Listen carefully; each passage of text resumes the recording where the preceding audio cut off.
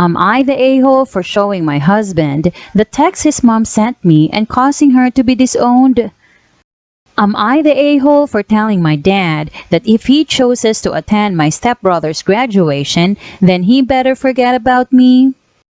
Am I the a-hole for refusing to participate in my future in-laws' holiday traditions after they demanded I pay 7K?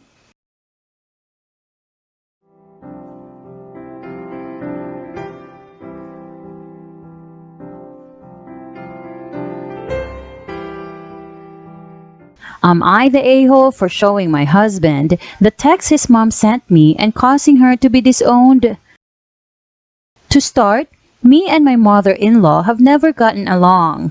She hates my guts and can be oversensitive oftentimes. I tried not to give her the wrong impression about me, but we just don't like each other. Sunday, I was feeling sick. I'm a new mom, by the way, and couldn't eat what she cooked for dinner, and she seemed to take it personally. She sent me a private message of what seemed to be her final straw with my behavior, and it stated the following. Copy-paste. Oh yes, I know and feel your passive-aggressive vibe. You keep pretending to be sick so you won't have to eat what I cook. What? You think my cooking is disgusting? You think I'm unhygienic? When was the last time you actually looked at yourself in the mirror? Apologies, I forgot you're a new mom and can't be bothered to even get your hair brushed. You finally trapped our son and now want to use the baby as a pawn. I don't like the fact you're my grandchild's mother. I don't think I'll ever come to terms with it because you bore him. But I'll pretend. Pretend I don't know my son's been having chats with his ex every chance he gets. Be mean to his mommy. Me, and you'll see how far that gets you. Oh, and when I watch your shit beast dog, it stays changed to a garage day and night until a half hour before you arrive. It stinks up my house, you know, same with your hair and clothes. My mind was blown and my gut reaction was to immediately go to my husband and show him what his mom sent, and he didn't take it well. He tried calling her but she didn't respond. It was 11 p.m. and he decided to drive to his parents' house and pick a fight with her about the text. According to my sister-in-law, number one who witnessed it, he yelled at his mother and berated her and called her names, then disowned her, which shocked everyone in the house. My mother-in-law is diabetic. She fainted on the spot. And my husband didn't stop. He just walked out there while his family were yelling at him. I got several calls and texts from them claiming I just caused irreparable damage in my husband's relationship with his mother, jeopardized her health because she was taken to the hospital, and worst of all, making my husband disown her over what? A dinner that I could have gotten a few bites of? A simple misunderstanding? They accused me of causing this shit show and turning my husband on his own mother and disowning her like that. Sister-in-law number 3 berated me for sharing the text with my husband, saying I should have confronted my mother-in-law alone instead of escalating the situation. She said, I'm responsible for whatever happens next and have to fix the problem I created. I feel awful overall and so guilty since she's at the hospital and the family are feeling tense. My husband is avoiding me. Am I the a-hole?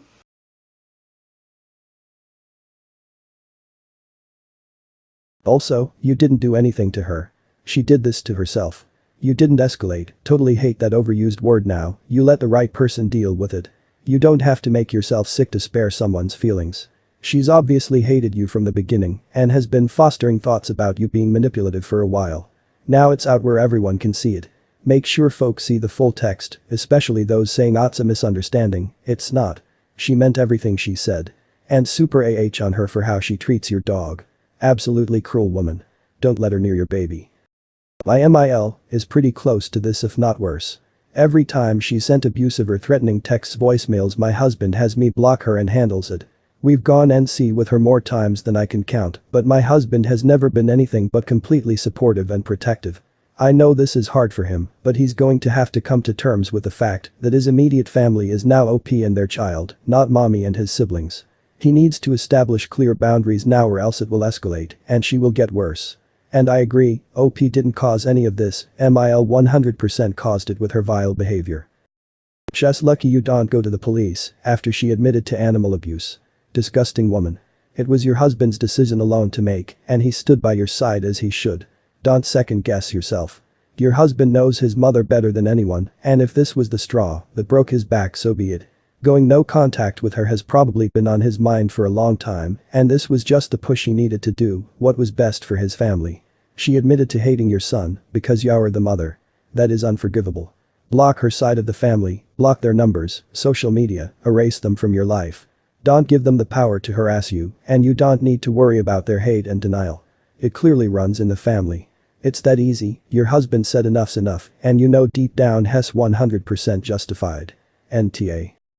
Not to mention she literally admitted abusing their dog, TF that dog ever did to her, and if someone can defend leaving a dog tied for what could be days at a time, outside, no matter the weather, chained, with what very possibly be with no access to food or water, that is not someone I'd want around me, my wife, or my newborn baby.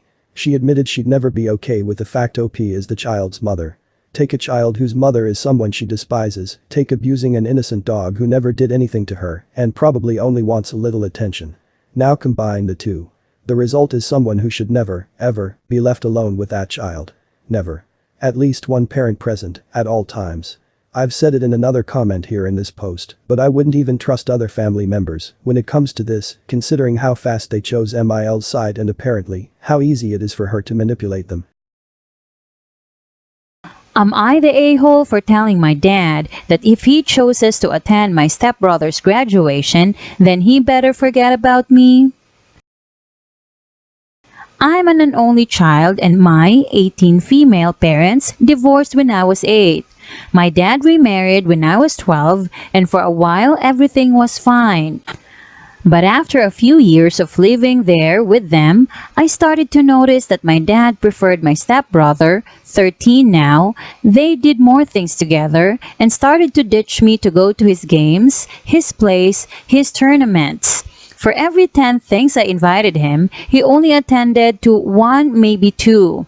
His wife always gave excuses. Her son is younger than me. They are really close. His dad is not involved and told me that at least I was lucky to have a dad with me and specifically one who was willing to share his love. Well, my mom told him sad shit and gather all these things to aim for sole custody when I was 13 and won it. Only then I saw my dad being hurt for me being taken away because in his eyes I was his little girl and him his little boy. I started to spend some time with my dad, but only if he picked me up to do it. He still missed most of my things and I've always resented him and his other family for it. Since this is my last year, I had a lot of significant activities. I had my last debate, my last volleyball game, I won best essay in my class, got into best 20 alumni, and finally went to pick my prom dress. Some, if not all, of these things he missed because he was working or attending something regarding his family, and I can't have it anymore. My graduation is December 15. The same as my stepbrother's elementary school, and when I told my dad, he said that he would see if he could make it, which meant he wouldn't, so I came clear. I said that while graduating elementary school is nice, and yeah, for him, I'm graduating high school, and I'm on my way to university, so he can't really compare those things. And if he chose my SB's graduation, he better forget about me.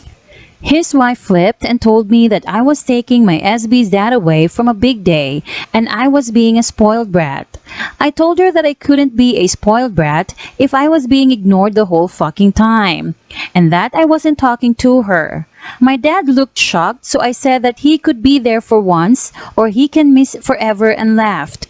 But now that I'm cooled off, I'm starting to feel bad. I love my dad to pieces. I just want him there for me too, and I surely don't want to hurt a little kid. I was wondering if I was an AH for acting how I did, because he's paying half of my college fund and I gave him an ultimatum. Plus, my dad is not prone to confrontation while my mother and I are.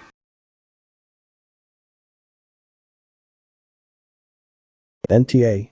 Your ultimatum might have been a bit intense, but I don't blame you for it. Years of observing and experiencing neglect wears on a person. You're 100% right, an elementary graduation doesn't compare to a high school one. Don't let anyone gaslight you into believing that your milestone doesn't trump an elementary school graduation. Your stepmom sounds like a nightmare, and she's probably been more behind your father's time management than you realize. Her disillusion that your dad has more parental responsibility to her son than he does to you is bananas. If you feel like you need to clear the air with your dad, I would suggest speaking to him in a place free of your stepmom and being ready to lay all of this on the table for him to see. He must have had the impression that his absence hasn't been bothering you, but I think it's time he woke up. I agree. My father folded under my stepmother's demands and manipulation from when I was 7 onward. Before her, he'd been a hands-on actively involved dad, even while my parents were separated. We stopped contact by the time I was 12 or 13.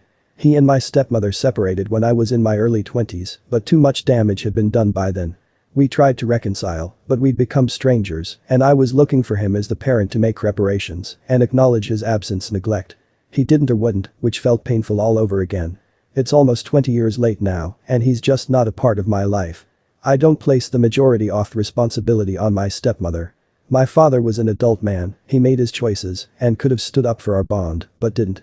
I have a young child now, and feel even stronger about how does a parent allow that to happen. I do have to agree with OP writing a letter at this point laying it all out what her father has missed, and will miss, and the impact upon her. This is a chance for his wake-up call, and to turn it around. All teen years from 13 to 19 is such a crucial period and different stage of the relationship with your parents as you become a young adult. OP will at least know that she did everything she could to communicate and affect you. NTA, not to hijack your story, but I went through something similar. My dad was in the military and started a second family after he and my mother divorced. He spent his leave time with them. When my older brother graduated, he didn't show up. When my graduation was coming, he told me he could not come because he had to take classes for work. I fell apart. I told him I didn't have to understand because I had done nothing but understand for 11 years. I told him I deserved to have him there and it wasn't my fault that he had missed so much. He was stunned. He also came to my graduation. Our relationship improved tenfold. We are very close now. I share this because it is somewhat similar to your experience. I don't know what would have happened if he hadn't come, but I know I would not have regretted calling him out. It isn't your fault that your stepbrother's father passed away. It isn't your fault that your graduation and his event happened on the same day. You do not deserve to miss out on having your father there. Am I the a-hole for refusing to participate in my future in-laws' holiday traditions after they demanded I pay $7K? Don't know if the title makes sense, but here's something context. I, female 33, have been with my fiancé, male 31, for 3 years. This is the first official holiday, Christmas, with my in-laws since they refused to include me in previous holidays because I was just the girlfriend and wasn't official. Anyways, my in-laws had a conversation with me about their holiday tradition, which is a trip overseas that include the entire family. They told me that this year they plan to have a destination holiday and spend 15 days visiting parks, ski resorts, malls, and doing family bonding activities in the spirit of the holidays. It sounded great and I was excited to be part of that.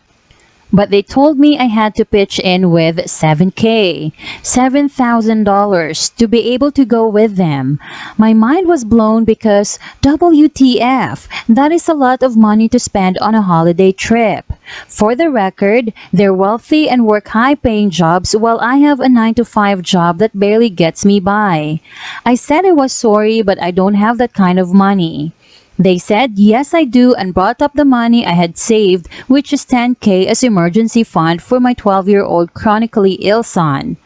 I said no and told them I'm not coming, don't count me in, but they kept pressuring me, saying I can't decline to be part of my first holiday with them, as they plan to introduce me to everyone, and more importantly, this is a family tradition, and I'll be disrespecting them by not coming since everybody will ask, where's Adam's fiancé?